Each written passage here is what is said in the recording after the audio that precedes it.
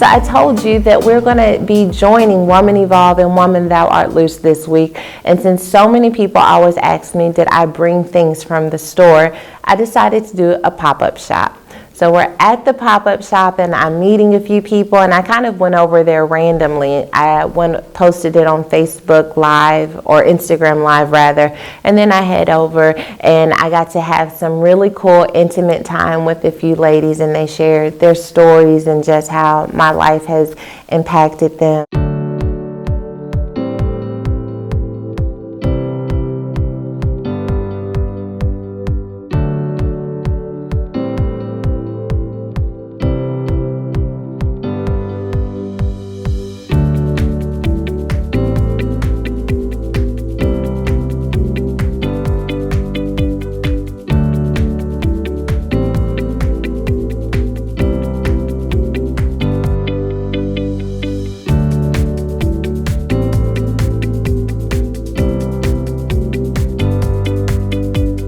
And then you get these testimonies from women who are like, you saved my life. You helped break me out of depression. I was going to commit suicide, and then your video scrolled across my screen. Or I started following you because I liked your outfit. And then the more that I followed you, I realized that I really needed you to help address some issues that I was dealing with. And so I love meeting people from the Woman Evolve delegation.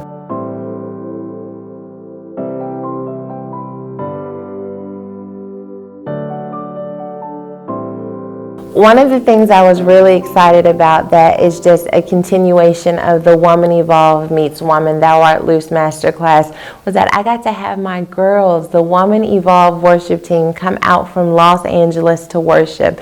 And of course, I'm a bit partial, and worship has been incredible all weekend. I have to admit that. But to see my girls, you see, I go to battle with them every single Sunday and Thursday when my husband and I are up there.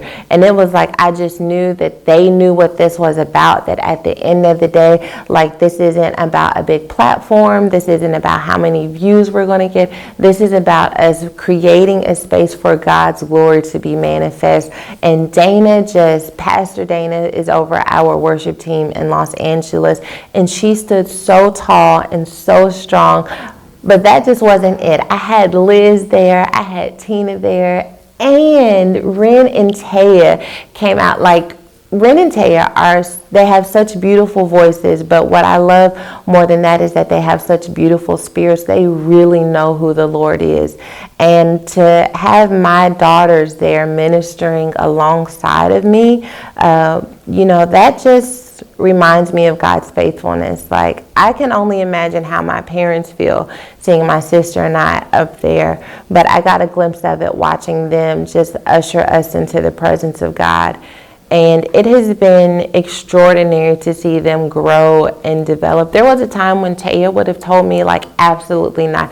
Literally, if it were this time last year and I said, Taya, will you sing at Woman Thou Art Loose masterclass as a part of the worship team? She would have been like, absolutely not. I'm too nervous. I'm too scared.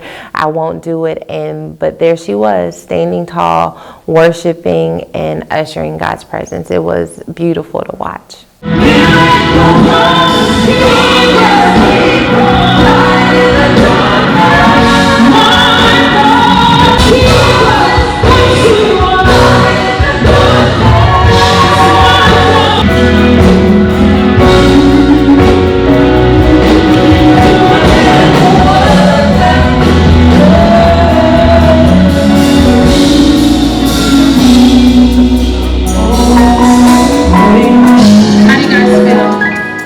Muy excelente. Ready to worship?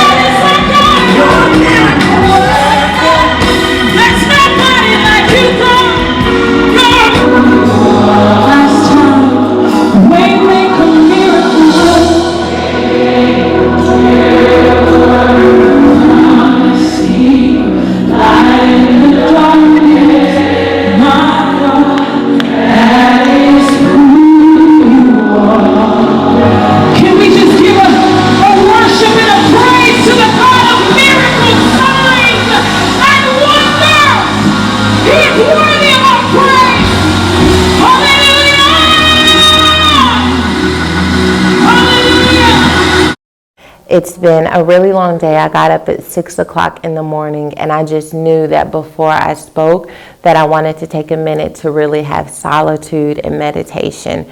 Of course, I'm nervous. I did not eat all day long just because I didn't want nerves to make my stomach flip and go crazy. But I got my game face on. I'm ready. I have a word. I'm ready to release that word. Can somebody make some noise for Jesus? Can somebody make some noise for their breakthrough? If you came here like your life depended on it, can you let heaven know that He has answered your prayers? If you've already received your miracle, can we take 10 seconds and magnify the name of Jesus in this place? I need about 10 women who don't mind going into their ugly cry to help me make a demand on heaven, because I'm almost there, but I'm not going to leave this place until I got everything you got for me. I want everything. I want it for my children's children. I don't know, preaching is really interesting because until you say it out loud, you don't know how the message is going to flow. I create an outline, but I don't read from my outline. So I'm just kind of depending on my prayer and meditation and studying to show up when I get on stage. And that can always be a bit intimidating. But, you know, my father told us at the end of the day, you pray yourself hot and you let yourself go. And that's exactly what happened. I step into the moment and I'm nervous, but at the point that they hand me the microphone, I realized that it doesn't matter how I felt, it doesn't matter what anxiety I was feeling. It's time for me to just show up and let God do what He's going to do. And though some of us may not have the education that we may have thought that we needed, God has this way of placing us in environments that are classrooms. And when we recognize this, we begin to posture ourselves as students, constantly, career students. Life is the only classroom, however, where you take the test first and learn the lessons later. It wasn't until I went through a bankruptcy that I learned how to budget. It wasn't until I went through a toxic relationship that I learned what a healthy relationship was. All you had to do was teach me one time, and when you taught me that one time, I applied that lesson for the rest of my life.